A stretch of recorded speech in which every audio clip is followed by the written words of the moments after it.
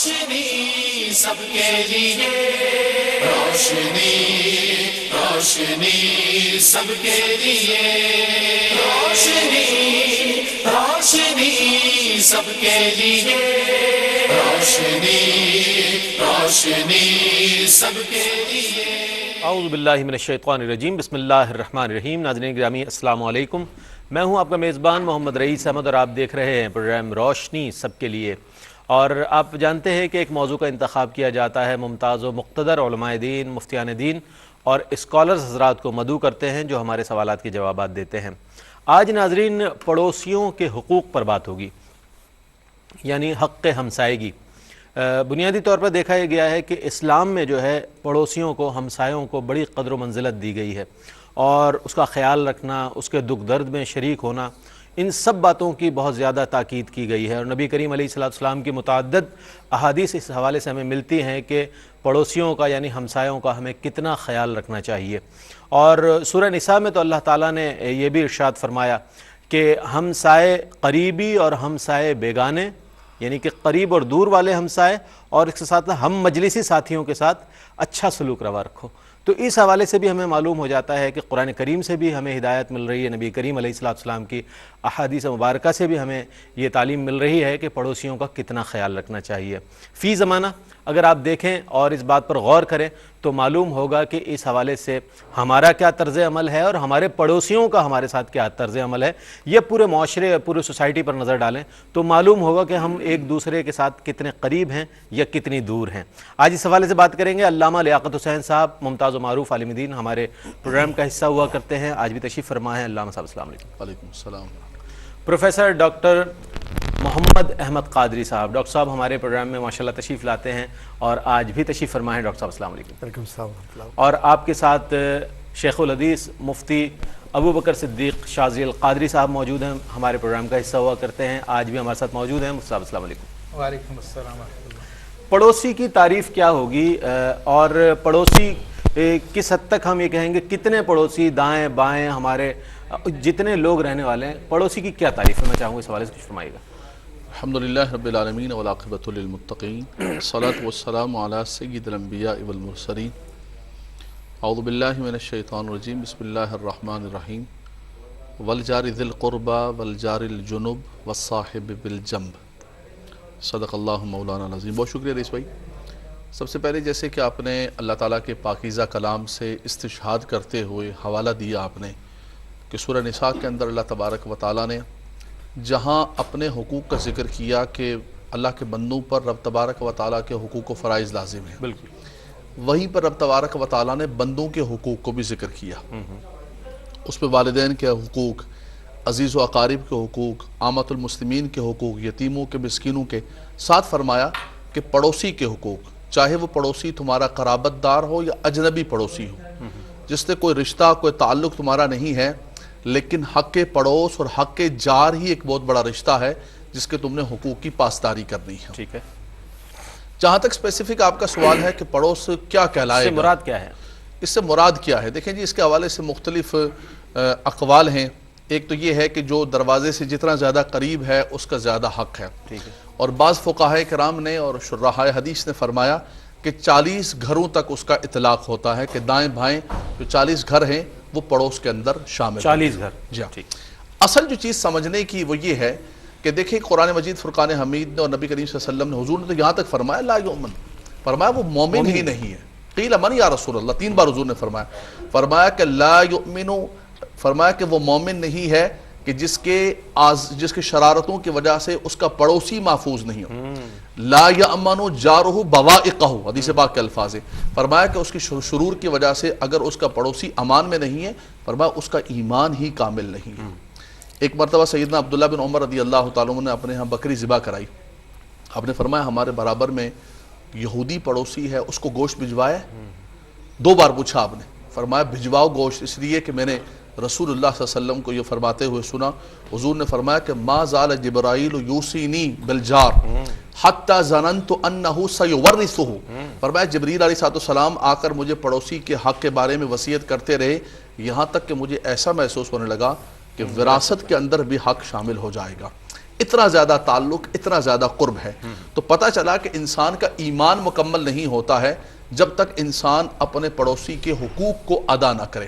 اس میں صرف ایک آخری بات کروں گا. ہمارے ہاں یہ سمجھا جاتا ہے کہ شاید ہم مسجد کے اندر آ گئے، ہم نے ٹوپی پہن لی، سفید کپڑے پہن لیے، مسجد میں مومن مسلمان بن کر بیٹھ گئے، بازاروں میں نکلے، محلے میں نکلے، سوسائٹی میں نکلے، وہاں ہماری روش اور ہے اور مسجد کے اندر ہماری روش اور ہے. اسلام بالکل اس کو نہیں مانتا ہے اور اسلام کو یہ مطلوب نہیں ہے. اسلام کہتا ہے چاہے مسجد میں ہو، چاہے بازار میں ہو، چاہے گھر میں ہو، چاہے محلے میں ہو، تم مسلمان ہو اور مسلمانوں والا تمہارا کردار ہونا چاہیے.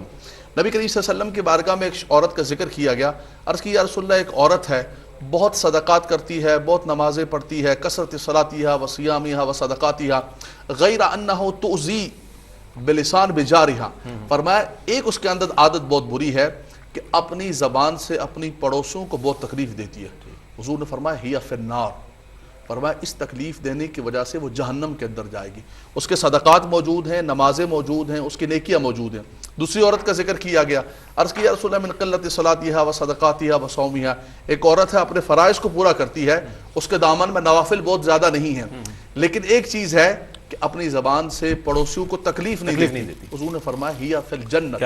تو جنت کا اور جہنم کا معیار جو اللہ کے نبی صلی اللہ علیہ وسلم نے قائم فرمایا وہ یہ فرمایا کہ جو اپنے پڑوس کو تکلیف دیتا ہے، اذیت دیتا ہے یا نہیں دیتا ہے. کیا بات کیا کہیں گے ڈاکٹر صاحب اس حوالے سے، جس طرح کے علامہ صاحب نے فرمایا کہ حضرت عائشہ صدیقہ رضی اللہ تعالیٰ عنہ نے ایک بار نبی کریم علیہ السلام سے عرض کیا کہ یا رسول اللہ میرے پاس اگر کوئی تحفہ ہو، چیز ہو تو میرے دو پڑوس ہیں، ان میں سے کس کو دوں؟ تو نبی کریم علیہ السلام نے ارشاد فرمایا کہ جس کے گھر کا دروازہ تمہارے گھر کے دروازے سے قریب ہو. یہ تو ایک تعریف ہو گئی. اب یہ فرمائیے کہ ہم آفس کولیگز ہیں، روزانہ ساتھ بیٹھتے ہیں، روزانہ ایک ساتھ ہمارا اٹھنا بیٹھنا کھانا پینا ہے ساتھ، فیکٹریز میں کام کرنے والے جو لیبر ہیں، اسی طرح انسٹیٹیوشن میں پڑھنے والے طلبہ ہیں، تو کیا ان کے ساتھ بھی وہی حقوق باہمی ہونے چاہیے جس طرح پڑوسیوں کے ہوتے ہیں، ہمسایوں کے ہوتے ہیں؟ بسم اللہ الرحمن الرحیم. قبلہ علامہ لیاقت صاحب نے بہت تفصیلی طور پر بیان فرمایا کتاب و سنت کے حوالے سے. میں یہ عرض کروں گا کہ آج کی جو اصطلاح ہے اس اصطلاح میں خاص طور پر لوگ مغربی دنیا میں بھی اور پاکستان میں بھی ایک اصطلاح استعمال کرتے ہیں، ورک کلچر. یہ ورک کلچر یا کام کی ثقافت کیا ہے؟ اصل میں یہ بنیادی اخلاقیات ہیں جس کو آپ کہتے ہیں پروفیشنل ایتھکس. اور وہ پروفیشنل ایتھکس یہ ہوتی ہے کہ مسکرا کے دیکھنا، اپنے وقت پر آنا، جو آپ کے ساتھ ڈیسک پہ بیٹھا ہوا ہے اس کا خیال رکھنا، جو شخص آپ کے برابر میں ہے اس سے بات کرتے ہوئے اس بات کا خیال رکھنا کہ قانون کے دائرے میں رہتے ہوئے جو کوڈ آف کنڈکٹ ہے اس کا خیال رکھتے ہوئے اس طرح سے تعلقات رکھنا کہ جس میں یہ محسوس نہ ہو کہ اگر کوئی خاتون ہیں تو ان کو یہ محسوس نہ ہو کہ کوئی مرد اپنی گفتگو کے اندر ان کو سپریس کر رہا ہے یا ان کو ڈپریس کر رہا ہے. بالکل ایسے ہی اب تو ورک کلچر کے اندر یہ بھی آ گیا کہ صاحب بہت زیادہ اگر پرفیوم آپ نے لگا لیا ہے اور اس سے کسی کا گلا خراب ہو گیا یا اس سے نزلہ ہو گیا یا کچھ اور ہو گیا تو یہ معیوب سمجھا جاتا ہے. اب ذرا سا یہ ورک کلچر سے باہر نکلیے آپ. تاجدار مدینہ علیہ الصلوۃ والسلام نے جو اصول ہم سب کو دیے اور جس طرح سے تاجدار مدینہ علیہ الصلوۃ والسلام نے ہم سب کو تعلیمات دیں اس میں نمایاں باتیں ہیں. مثال طور پر اگر جمائی لینی ہے تو ظاہر ہے کہ اگر کام پر ہیں ہم یا گھر میں ہیں تو جمائی کیسے لی جائے، اگر طبیعت میں گرانی ہے تو ہمیں کیا رویہ رکھنا ہے، گفتگو ہمیں کرنی ہے اپنے ساتھ والوں سے تو کیسے کرنی ہے. اصحاب صفہ جب ایک دوسرے سے ملتے تھے تو ان کے ملنے کے انداز کی تربیت تاجدار مدینہ صلی اللہ علیہ وسلم نے فرمائی. اسی طرح سے جب صحابہ اکرام رضوان اللہ تعالیٰ علیہ مجمعین ایک دوسرے سے ملا کرتے تھے تو حضور کریم صلی اللہ علیہ وسلم فرمایا کرتے تھے کہ تم ایک دوسرے کو سلام کرو. کیوں؟ اس سلام سے جو تعلق پیدا ہوتا ہے وہ ایک ایسا رشتہ ہے کہ جس رشتے کو آپ بیان نہیں کر سکتے نہ الفاظ میں اور نہ محسوس کر سکتے ہیں اس طرح سے کہ جب تک کہ واقعی اس روحانیت سے کوئی شخص منسلک نہ ہو جائے. اب جو لوگ ساتھ میں کام کرتے ہیں یا پھر جو لوگ ساتھ پڑھتے ہیں، آپ کا جو سوال تھا، یا جو لوگ جن کا آپ کے ساتھ تسلسل کے ساتھ رابطہ ہے سال ہا سال سے، تو وہ بھی آپ کے پڑوسی ہیں. دیکھیے جار عربی زبان میں صرف رہنے والوں کو نہیں کہہ سکتے کہ کہتے کہ صاحب کہ مکان سے مکان، بلکہ جار میں ہر وہ شخص جو آپ کے ساتھ کسی نہ کسی طرح سے متعلق ہوتا ہے، خواہ وہ آپ کے دفتر سے دفتر لگا ہوا ہو، کیبن سے کیبن لگا ہو، آپ کی ڈیسک سے ڈیسک لگی ہو، وہ بھی آپ کا جاری ہے. صبح 8 بجے سے لے کے شام 4 بجے تک آپ کام کر رہے ہیں، تو وہ پڑوسی نہیں تو اور کون ہے آپ کا وہ؟ بالکل. پھر اس کے بعد جو اہم ترین بات یہ ہے کہ عمومی اعتبار سے جو حضور کریم صلی اللہ علیہ وسلم نے اخلاقیات دیں اور جو طریقہ اور جو طرز عمل آپ نے بتلایا، وہ طریقہ اور طرز عمل یہ ہے کہ کسی کی دل آزاری نہ ہو، کسی شخص کے جو حسن اخلاق ہے وہ اس طرح سے ہو کہ دوسرا شخص اس حسن اخلاق سے متاثر ہو. کیونکہ ضروری نہیں کہ جو شخص آپ کے ساتھ کام کر رہا ہے وہ سارے کے سارے مسلمان ہیں. ظاہر ہے کہ یہ ٹیلی ویژن پروگرام دیکھا جا رہا ہے اور اس وقت یہ امریکہ میں بھی دیکھا جا رہا ہوگا، کینیڈا میں بھی دیکھا جا رہا ہوگا، یورپ میں بھی دیکھا جا رہا ہوگا، ہندوستان میں بھی دیکھا جا رہا ہوگا. تو یہ تمام بہن بھائی اس بات کو اپنے ذہن میں ضرور رکھیں کہ جو شخص آپ سے متاثر ہوگا وہ آپ کے اخلاق سے متاثر ہوگا، اور جس کا اچھا اخلاق نہیں وہ اچھا مسلمان ہو نہیں سکتا. کیا کہنے، یعنی کہ ڈاکٹر صاحب آپ کی بات سے یہ ہم نتیجہ اخذ کر سکتے ہیں کہ اسلامی تعلیمات جو ہیں وہ بہت وسیع تناظر میں ہم اس کو دیکھ سکتے ہیں کہ یہ کسی ایک انسانیت کے لیے ایک امن کا اور انسانیت کے لیے، ہیومینٹی کے لیے احترام کی تعلیمات ہے. کیا فرمائیں گے مفتی صاحب کہ آج تو یہ سلسلہ ہو گیا ہے کہ پڑوس کے گھر میں کتنے افراد ہیں، کس نام سے افراد رہتے ہیں، یہاں تک لوگوں کو نہیں معلوم ہوتا کہ میرے دائیں کون رہتا ہے، میرے بائیں کون رہتا ہے. اتنی بیگانگی سی ہمارے معاشرے میں پیدا ہو گئی ہے. گو کہ اس کو اسٹیٹس کا نام دیا جاتا ہے، جناب ہم اپنے کام سے کام رکھتے ہیں، ہم کسی کے معاملات میں دخل نہیں دیتے. لیکن اسلام کی تعلیمات تو یہ ہیں کہ جیسا کہ ایک روایت کے مطابق آپ نے فرمایا کہ 40 گھر دائیں اور 40 گھر بائیں. تو یہ جو روش ہے یہ کیوں ہے اور کیا ہم اسلامی تعلیمات سے دور ہیں؟ بسم اللہ الرحمن الرحیم. بہت اچھا آپ نے کوشچن کیا اور موجودہ زمانہ کا یہ عالمیہ ہے. لیکن ڈاکٹر صاحب نے جو بات بیان کی کہ غیر مسلم بھی آپ کا پڑوسی ہے، تو باقاعدہ حدیث شریف میں بھی اس کا ذکر آیا، اور اسی حوالے سے حضرت علامہ لیاقت اظہری صاحب نے بھی باقاعدہ حضرت عبداللہ بن عمر رضی اللہ تعالیٰ کا اثر پیش کیا کہ یہودی پڑوسی کے لیے آپ نے بار بار فرمایا کہ اس کو گوشت پہنچاؤ. تو حدیث کریمہ میں 3 پڑوسی فرمایا 3 قسم کے ہیں. ایک تو وہ کہ جس پہ تیرے 3 حقوق ہے، ایک وہ کہ جس کے 2 حقوق ہے، ایک وہ کہ جس کا 1 حق ہے. فرمایا کہ اگر وہ پڑوسی تیرا رشتہ دار ہے تو اس پر پھر پڑوس کا حق بھی ہے، اسلام کا حق بھی ہے اور رشتہ داری کا حق بھی ہے. اور وہ پڑوسی اگر صرف مسلمان ہے لیکن رشتہ داری نہیں ہے تو 2 حق بنتے ہیں، اسلام کا حق اور پڑوسی کا حق. اور تیسری بات، اگر وہ غیر مسلم ہے پڑوسی تو پھر 1 حق بنتا ہے جو پڑوس کا حق ہے. اور یہ تمام کی تمام باتیں جو شریعت مطہرہ نے ہمیں اس پہ عمل کرنے کا حکم دیا. وہ مسئلہ کہ آج کل ہم لوگ جو ہے اسٹیٹس کے نام پر اپنے پڑوسی کو جاننا تک گوارا نہیں کرتے، تو اس کی سب سے بڑی وجہ تو یہی ہے کہ علم کی کمی ہے کہ ہمارے یہاں پہ علم دین سیکھنے کے لیے کوئی اسپیشل انتظام نہیں کیا جاتا. اگر بہت زیادہ دیندار ہے تو اپنے بچوں کو مدرسے کے لیے بھیج دیتے ہیں، ٹھیک ہے، تو ناظرہ قرآن پڑھ کے آ جاتا ہے اور کہتے ہیں ہم نے تو دین سکھا دیا اپنے بچوں کو، حالانکہ خود بھی وہ دین سے نابلد ہوتا ہے اور وہ جو بچہ جس کی تربیت کر رہا ہے وہ بھی دین سے نابلد ہے. صحیح فرمایا. تو دیکھیں یہ ساری کی ساری باتیں اس زمانے میں پائی جاتی ہے جب دین نیا نیا آیا تھا اور رسول اللہ صلی اللہ علیہ وسلم اس کی تبلیغ فرمائی تھی. تو اب یہ جو رویہ لوگوں میں پیدا ہو چکا ہے تو اس کا علاج علم ہی ہے. ٹھیک. تو لوگوں کو اگر ہم یہ بات بتائیں گے کہ جناب پڑوسی کیا ہوتا ہے اور اس کے کیا حقوق ہیں اور کتنی اس کی اہمیت دی گئی، جیسے کہ ابھی احادیث کی روشنی میں اور قرآن مجید کی آیت طیبہ کی روشنی میں بیان کیا گیا، تو مجھے امید ہے کہ یہ جو روش لوگوں نے اپنائی ہے اس میں تبدیلی آئے گی ضرور انشاءاللہ. ہمارے پروگرام پیش کرنے کا مقصد بھی یہی ہے اور اس موضوع کو پروگرام کا حصہ بنانے کا مقصد بھی یہی ہے کہ ہم اپنی اصلاح کر لیں اور ہم اپنے پڑوسیوں کا خیال رکھیں اور وہ حقوق جو پڑوسیوں کے ہیں ان کو سمجھ سکیں اور ان کو ادا کر سکیں. حاضر ہوتے ہیں وقفے کے بعد ہمارے ساتھ رہیے گا. خوش آمدید ناظرین، آپ دیکھ رہے ہیں روشنی سب کے لیے. آج پڑوسیوں کے حقوق کے حوالے سے ہم بات کر رہے ہیں. بہت اہم پروگرام ہے. عام طور پر ہم ان چیزوں پر غور نہیں کرتے اور ان چیزوں کو اہمیت نہیں دیتے، جبکہ بہت اہم ہے اور قرآن و حدیث کے حوالے سے بھی اس کے حوالے سے بہت تعلیمات ہمیں ملتی ہیں. علامہ صاحب کیا فرمائیں گے اس حوالے سے کہ ایک گھر میں تو بہت اللہ تعالیٰ نے نعمت عطا فرمائی ہے، وہ لوگ بہت اچھا کھاتے ہیں، اچھا پہنتے ہیں، لیکن انہی کا پڑوسی جو ہے وہ بھوکا سو جاتا ہے، فاقے اس کے ہاں ہو رہے ہوتے ہیں. یہ بھی مناظر دیکھنے میں آتے ہیں. تو اس حوالے سے کتنی بیداری کی ضرورت ہے اور کیا ذمہ داری ہمیں ادا کرنی چاہیے بطور مسلمان؟ اس پر بھی خاص طور پر نبی کریم صلی اللہ علیہ وسلم کی حدیث پاک موجود ہے. حضور علیہ السلام نے خاص اسپیسیفک اس چیز پر بھی فرمایا کہ اس پڑوسی کا بھی ایمان کامل نہیں ہے کہ جو خود پیٹ بھر کر کھائے اور اس کا پڑوسی بھوکا سو جائے. اسی لیے فرمایا کہ جب بھی تم سالن بناؤ تو اس کے اندر شوربہ زیادہ بنایا کرو تاکہ اپنے پڑوس کو بھی دے سکو. کیا بات. فرمایا اپنے بچوں کے لیے پھل لے کر آؤ تو اپنے پڑوسی کے بچوں کو بھی پھل دو.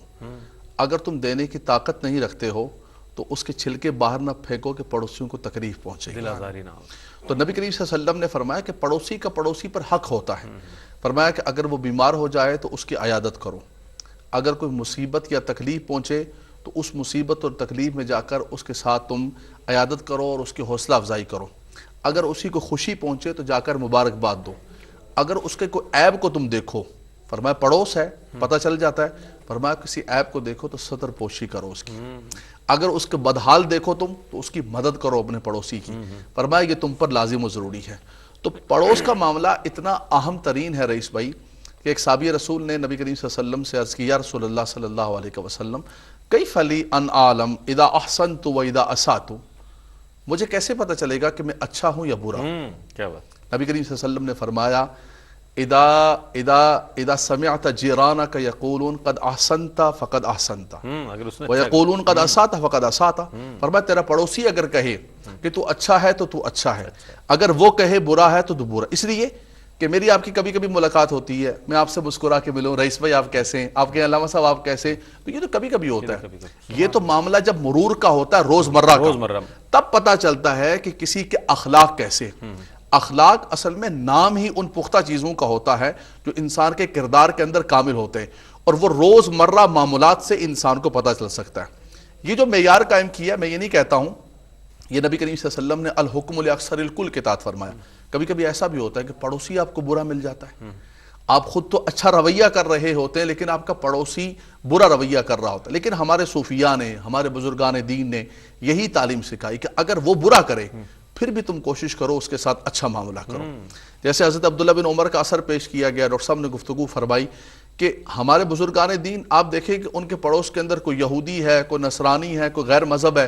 حضور خواجہ غریب نواز رحمۃ اللہ تعالیٰ پڑوس کے اندر کون سا اولیاء کرام تھے، کس قسم کے عقائد نظریات والے تھے، لیکن ان کے اخلاق نے، ان کی محبتوں نے، وہ پڑوس اس طرح کا پڑوس نہیں رہا. وہ جو مفتی صاحب 3 حق بیان کر رہے تھے، فرمایا حق ہی بدل گیا اور پڑوسی بدل گیا. آج ہمارے پڑوس کے اندر کوئی غیر مسلم آ جائے، وہ کتنا متاثر ہو کے ہم سے اسلام کے قریب آئے گا، اسلام سے متاثر ہوگا، یا نعوذ باللہ من ذالک اور زیادہ دور چلا جائے گا. تو میں، ہمارے ڈاکٹر صاحب بیٹھے ہوئے ہیں، مفتی صاحب قبلہ بیٹھے ہوئے ہیں، یہ سب حضرات باہر تشریف لے جاتے ہیں دین اسلام کی تبلیغ کے لیے. باہر میں ایک بات کہتا ہے، خاص طور پہ کہتا ہوں نوجوانوں کو کہ آپ دین اسلام کے سفیر ہیں. یہاں پر آپ کو دیکھ کر اس معاشرے کے اندر یا تو لوگ دین کے اور اسلام کے قریب آ جائیں گے یا اور دور ہو جائیں گے، کہیں گے ہم آپ ہی ایسے ہیں، ہم بھی ایسے ہیں، بلکہ آپ کا حال تو ہم سے بھی بدتر ہے. تو یہ پڑوس بتاتا ہے. لیکن اس کے اندر ایک بات کہوں گا، کبھی کبھی ایسا ہوتا ہے کہ پڑوس بڑا آڑا ٹیڑھا مل جاتا ہے. اس لیے بزرگان دین فرماتے ہیں، میں نے حدیث پڑھی نہیں، کہا جاتا ہے کہ حدیث پاک میں آیا ہے کہ الجار قبل الدار، فرمایا گھر لینے سے پہلے پڑوس کو دیکھ لینا اگر تم سکون چاہتے ہو، آرام چاہتے ہو. کیا فرمائیں گے ڈاکٹر صاحب اس حوالے سے؟ بہت اچھی خوبصورت باتیں ارشاد فرما رہے تھے علامہ لیاقت صاحب کہ ایک تو یہ تعلیمات ہیں ہمارے پیش نظر رہنی چاہیے اور اس کو ہمیں امپلیمنٹ کرنا چاہیے اپنی زندگیوں میں. اچھا، ہم پاکستان سے باہر کی بات کریں، یورپ کنٹریز کی بات کریں، مغربی دنیا کی بات کریں، تو وہاں پڑوسیوں کے حقوق کے حوالے سے کیا معاملات ہیں؟ اور دوسری بات یہ، جب مسلمان اپنے ان رویوں کو سامنے رکھتا ہے تو اس کا کیا اثر پڑتا ہے ان پر؟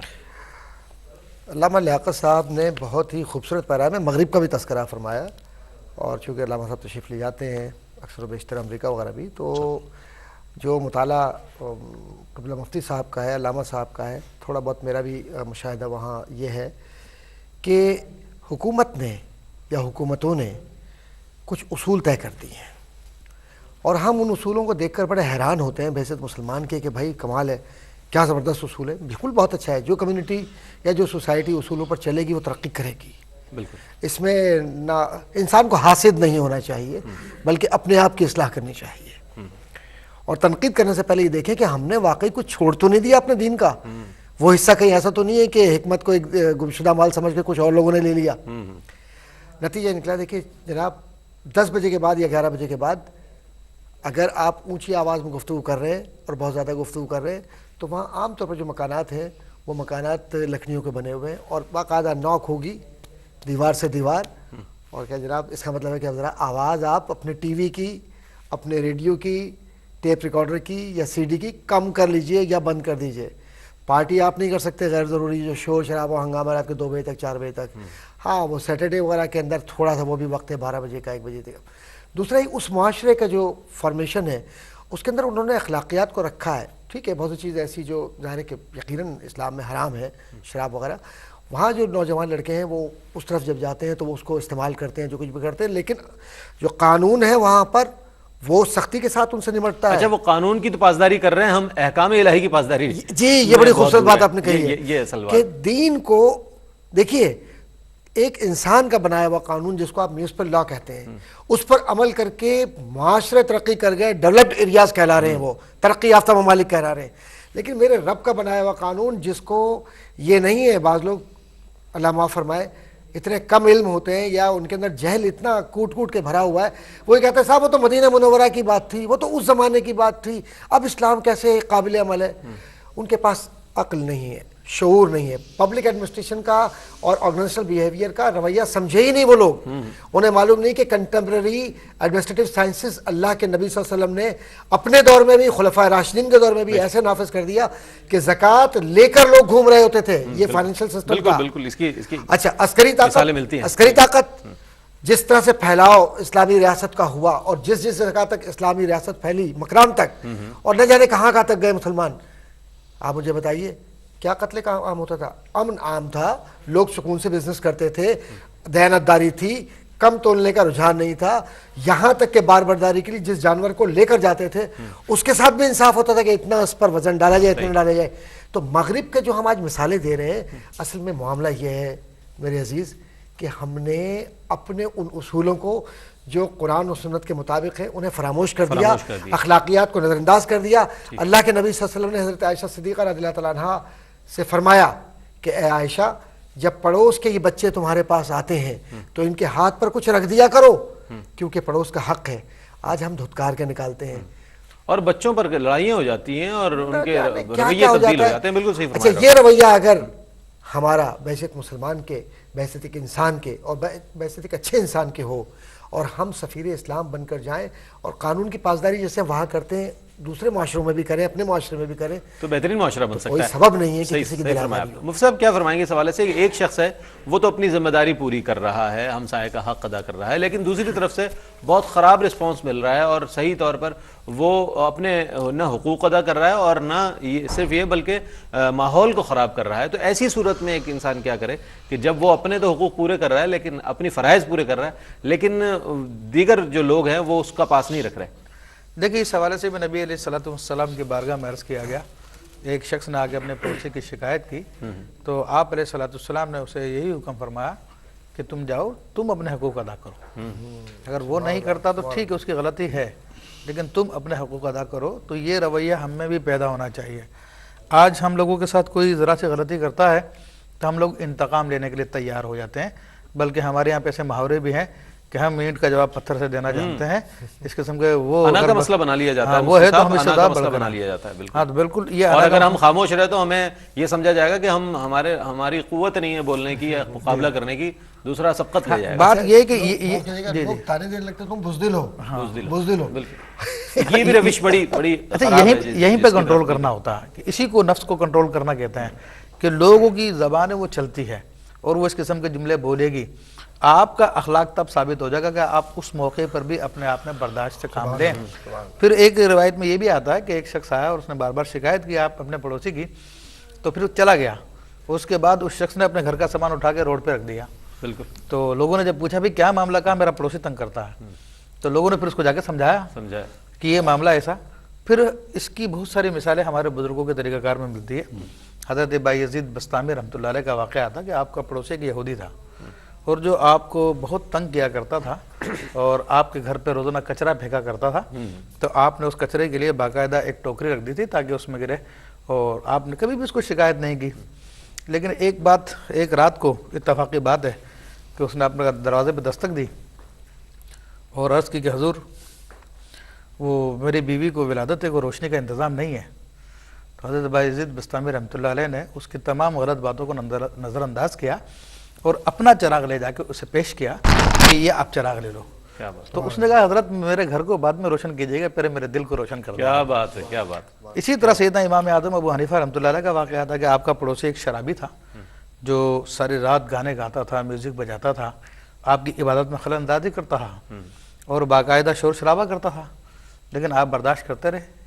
ایک دن اس کے گانے کی اور شور شرابے کی آواز نہیں آئی تو آپ پریشان ہوئے، کیا معاملہ ہے؟ آپ نے لوگوں سے معلوم کیا تو پتہ چلا کہ اسے قید کر لیا گیا۔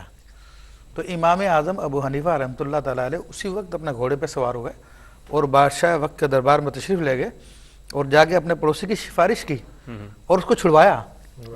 تو اب یہ دیکھیے کہ یہ جو آپ نے کوشچن کیا تھا کہ جناب لوگ اگر غلط مل جائیں تو ہمیں کیا رویہ اختیار کرنا چاہیے، تو رسول اللہ صلی اللہ علیہ وسلم کے احادیث بھی یہ بتاتی ہیں، ہمارے بزرگان دین نے اس پہ عمل کر کے بتایا کہ ہمیں وہاں پہ برداشت سے کام لینا ہے اور ہمیں اپنے رویے کو ہارش نہیں کرنا، ہمیں نرمی ہی کے ساتھ کام لینا ہے جو دوسرے کے دل پر اثر انداز ہوگا۔ بہت اچھی بات آپ نے، یہ اصلاح احوال کے حوالے سے ہمیں اپنے جو طرز عمل پر غور کرنا چاہیے۔ اور اس حوالے سے میں ایک سوال اور کروں گا انشاءاللہ، علامہ صاحب کی خدمت میں پیش کروں گا کہ اگر کوئی شخص اپنے پڑوسی کی بھیجی ہوئی کسی چیز کو حقیر جانے یا پڑوس میں رہنے والوں کو حقیر جانے تو اس حوالے سے کیا وعید ہے؟ یہ بہت اہم بات ہے، ہم اس کو بالکل اہمیت نہیں دیتے، لیکن اس بات کو ضرور پیش نظر رکھنا چاہیے کہ کوئی چیز آ رہی ہے تو اس کا خلوص اور ایک حق ہمسائیگی کے حوالے سے اس کا احترام جو ہے ہمیں کتنا کرنا چاہیے، اس حوالے سے انشاءاللہ میں جواب لوں گا، لیکن ایک مختصر سا وقفہ ہے، وقفے کے بعد حاضر ہوتے ہیں، ہمارے ساتھ رہیے گا۔ خوش آمدید ناظرین، آج ہمارے پروگرام کا موضوع ہے پڑوسیوں کے حقوق۔ اس حوالے سے میں نے سوال پیش کیا تھا علامہ لیاقت حسین صاحب کی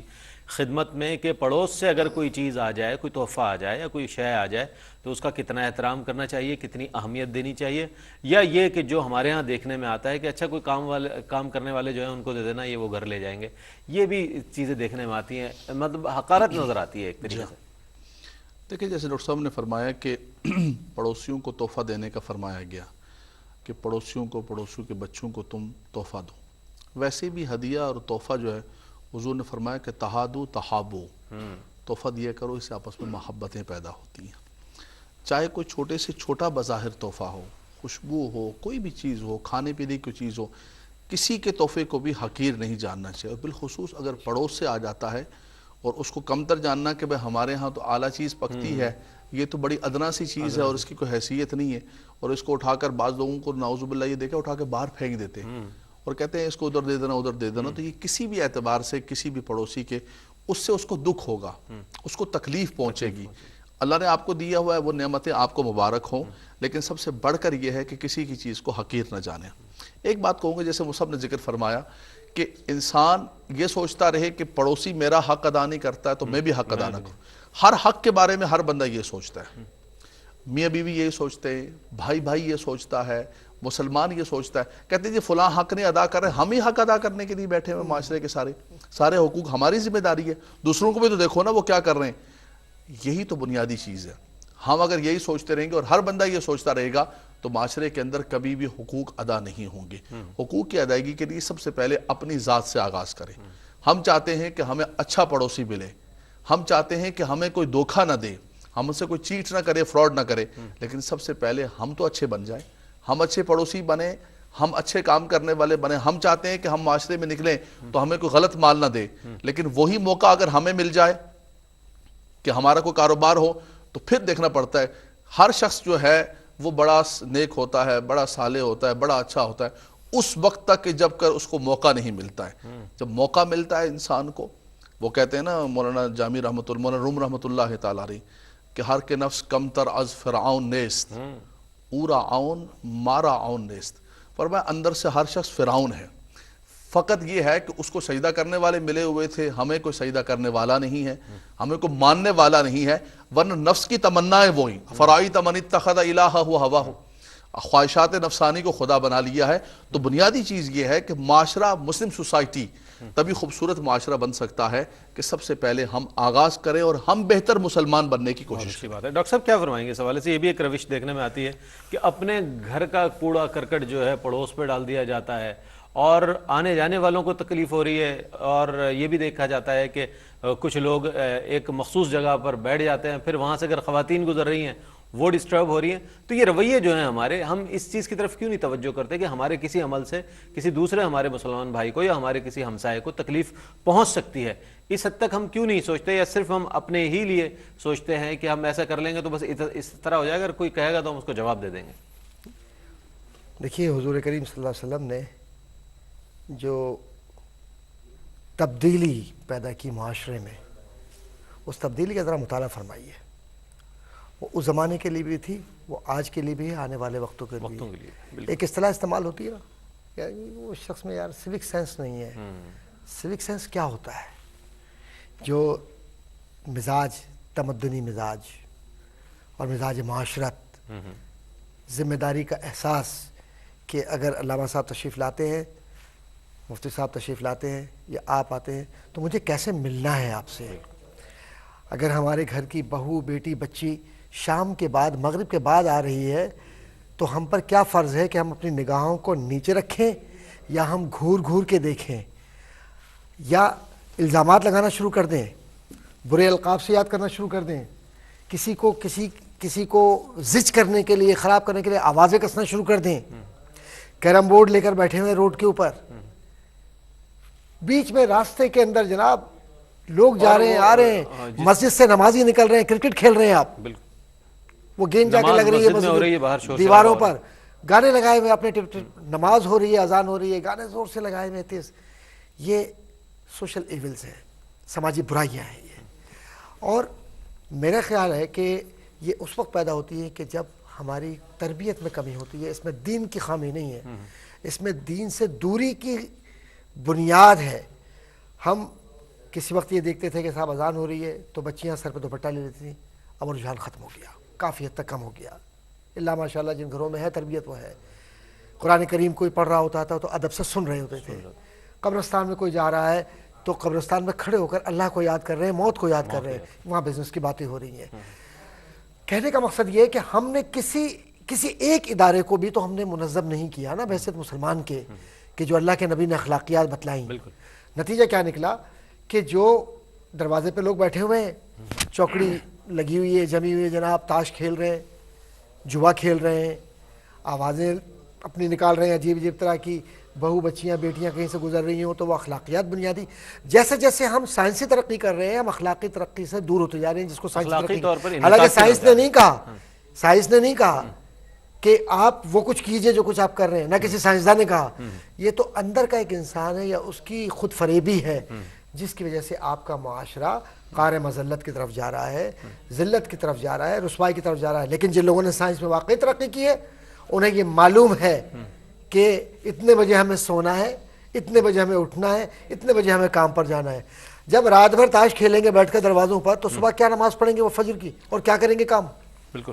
تو نتیجہ یہ نکل رہا ہے کہ یہ اخلاقیات کی بات ہونے کے ساتھ ساتھ کچھ احساس ذمہ داری ہے. اور پھر جو ہمارے بچے ہمیں دیکھ رہے ہیں اس انداز سے کہ ہم کیا کر رہے ہیں, وہی معاشرے میں ہمارے بچے ہم سے سیکھ رہے ہیں. اور پھر بعد میں ہم یہ سوچتے ہیں کہ ہماری عزت کیوں نہیں کر رہے, ہمیں سلام کیوں نہیں کر رہے, ہمارے سامنے یہ ادب سے کیوں نہیں پیش آ رہے. کیوں پیش آئیں گے ادب سے؟ جو کچھ آپ کر رہے ہیں, جو اس معاشرے کو دے رہے ہیں, نتیجے کی وہی وصول کر رہے ہیں, آپ کو دے رہا ہے. بالکل ایسا ہی ہے. اچھا مفتی صاحب, اب میں چاہوں گا اس موضوع کی اہمیت کے حوالے سے, لوگ غیر اہم سمجھتے ہوں گے, بہر صورت یہ بہت اہم موضوع ہے اور اس پر بات کیا جانا, یقیناً اس پر گفتگو ناظرین تک پہنچانا بہت ضروری ہے تاکہ ایک دو نہیں بلکہ ہزاروں کروڑوں ناظرین اس پروگرام کو دیکھ رہے ہیں, اور ممکن ہے کہ اس پروگرام کو دیکھ کر بہت سے لوگ اپنی اصلاح کر لیں. کیا پیغام دیں گے اس حوالے سے؟ دیکھیں, اس کی اہمیت کے حوالے سے متعدد احادیث بیان کی گئیں کہ نبی کریم صلی اللہ تعالی علیہ وسلم نے تو یہ تک فرمایا کہ اس کا ایمان مکمل نہیں ہے جو اپنے پڑوسی کے حقوق کا خیال نہیں کرتا یا اس کا پڑوسی اس کے شر سے محفوظ نہ ہو. یہ وہ ایسی بات ہے کہ ایک مومن کے لیے اس سے بڑی کوئی بات نہیں ہے. اور حدیث شریف میں یہ بھی آتا ہے کہ بروز قیامت اللہ تبارک و تعالیٰ کی بارگاہ میں جو سب سے پہلا فیصلہ کیا جائے گا دو پڑوسیوں کے درمیان کیا جائے گا, ان کے خصمین ہوں گے ایک دوسرے کے. تو یہ تو اس کی اہمیت کے حوالے سے. لیکن ایک بات میں ذکر کروں گا کہ عموماً ہمارے یہاں پہ اس معاملات میں گفتگو ہوتی ہے جب ہمارا موازنہ ہم لوگ ویسٹ سے کرتے ہیں تو ہمارا اخلاقی انحطاط وغیرہ نظر آتا ہے. لیکن وہ عوامل جس کی وجہ سے ویسٹ نے اپنے آپ کو ڈیولپ کیا ہے اور یہ اخلاقی چیزیں اپنے اندر شامل کر دی ہیں, اس کی طرف ہماری توجہ نہیں ہے. سب سے بڑا مسئلہ لا انفورسمنٹ کا ہے. یعنی اب شکاگو میں تھا تو مجھے دوست نے بتایا برف باری ہو رہی تھی تو اپنے گھر کے سامنے صاف کرنے لگا, تو میں نے کہا جب بعد میں کر لینا صاف کریں نہیں مفتی صاحب، یہاں پہ قانون یہ ہے کہ میرے گھر کے سامنے جو برف پڑی ہے اس کی وجہ سے کوئی پھسل کے گر گیا تو میرے خلاف سو کر دے گا اور مجھے جرمانہ ادا کرنا پڑ جائے گا. تو دیکھیے لا انفورسمنٹ ہے نا ہمارے یہاں پر، اور بھی دیگر معاملات میں جتنے بھی ہے، جس طرح کی ابھی گفتگو کی کہ رات کے ایک مخصوص ٹائم تک تو آپ تیز بول سکتے ہیں لیکن اس کے بعد تیز نہیں بولیں گے. میں اپنے ایک دوست کی محفل میں بیٹھا ہوا، اس کے برابر سے آواز آ رہی ہے تو میں نے کہا یہ آواز کس طرح بند کریں گے؟ کہ مفتی صاحب ابھی ٹائم ہونے والا ہے اس کے بعد یہ آواز بند ہو جائے گی. کیا بات، اور واقعی گھڑی دیکھی تو وہ ٹائم ہوا تو آواز بند ہو گئی. بہت اچھی بات ہے. اگر وہ بند نہیں اچھا کرتا ڈاکٹر صاحب سیوک سینس کی ڈاکٹر صاحب بات کر رہے تھے. دیکھیں ایک تو ہمارے تو یہاں پہ صرف ہم اخلاقیات کی بنیاد پہ سب کچھ چینج کرنا چاہتے ہیں، لیکن انسانی نفسیات صرف ایسی نہیں ہے. کیونکہ کچھ لوگ وہ ہوتے ہیں جو شوق سے کر لیتے ہیں، کچھ لوگ وہ ہوتے ہیں جو خوف سے کرتے ہیں. تو ہم شوق کے ذریعے سب کچھ کروانا چاہتے ہیں تو اس وجہ سے نہیں ہو سکتا. وہ لوگوں کی نیچر مختلف ہے تو ان کے لیے لا انفورسمنٹ کا کرنا پڑے گا سلسلہ. یہ سلسلہ اگر ہم آج کر دیں تو دیکھیں کس طرح ہمارے یہاں پہ یہ جو سیوک جرائم ہے وہ سارے کے سارے ختم ہو جائیں گے. بالکل ختم ہو جائیں گے. تو صاحب میں بہت شکریہ ادا کروں گا علامہ صاحب آپ کی تشریف. جیسے کہ گفتگو کی گئی کہ رات کو آواز اونچا کرنے کے حوالے سے، راستے میں بیٹھنے کے حوالے سے، دیکھیں ہم دینی محافل و مجالس کرتے ہیں، باعث رحمت باعث ثواب ہے، یہ ہماری پہچان ہے، ہمارا شعار ہے. لیکن آپ اتنی لمبی لمبی محفلیں کریں اور اتنے رات گے تک محفلیں کریں کہ آپ کے پڑوسی پریشان ہوں، اہل محلہ پریشان ہوں. اچھا اس کو آپ ڈانس پارٹیوں پر قیاس کریں، آپ کو دنیا جہان کے فلاں پر قیاس کریں. مفتی صاحب قبلہ بیٹھے ہوئے فقہائے کرام نے بات کی ہے کہ جنازے کے لیے شارع عام کو بند کرنا جائز ہے یا ناجائز ہے، کتنا ٹائم لگے گا جنازے پر ادائیگی میں، نماز جنازہ کی، اس پر بحث کی ہے. بعض نے جواز کا، بعض نے عدم جواز کا فرمایا. تو اگر اتنی لیٹ نائٹ لمبی دیکھیں محفل قبولیت تو ایک گھڑی کی بھی قبول ہوتی ہے، آدھے گھنٹے کی رکھ لیں آپ یہ سمجھے کہ رات بھر پورے محلے کو سنانا ہے تو پھر قبول ہوگی. اور اس کا خیال ہمیں رکھنا چاہیے اور ہماری سب سے زیادہ ذمہ داری، ہماری ذمہ داری ہے کہ ہم اس کو بیان کریں. بالکل بہت ہم اس کی ذمہ داری کا احساس رکھیں. مسلم کیا فرماتے ہیں اور یہ ذمہ داری صرف محراب و ممبر سے نہیں بلکہ گھر کے ہر فرد کی، ہر اس بڑے کی ہے جو تربیت کر رہا ہے. پہلے وہ اپنی اصلاح کرے، بالکل پورے معاشرے کی. میں بہت شکریہ ادا کروں گا علامہ صاحب کی تشریف آوری کا. ڈاکٹر صاحب آپ تشریف لائے، مفتی صاحب تشریف لائے. ناظرین گرامی آج پڑوسیوں کے حقوق کے حوالے سے بات ہوئی، یعنی کہ حق ہمسائیگی کے حوالے سے بات ہوئی. اللہ تعالیٰ سے دعا ہے کہ ہمیں بھی اپنے ان ذمہ داریوں کو پورا کرنے کی توفیق عطا فرمائے کہ جو اسلامی تعلیمات ہے. اس کے ساتھ ہی اپنے میزبان محمد رئیس احمد کو اجازت دیجیے. اللہ حافظ.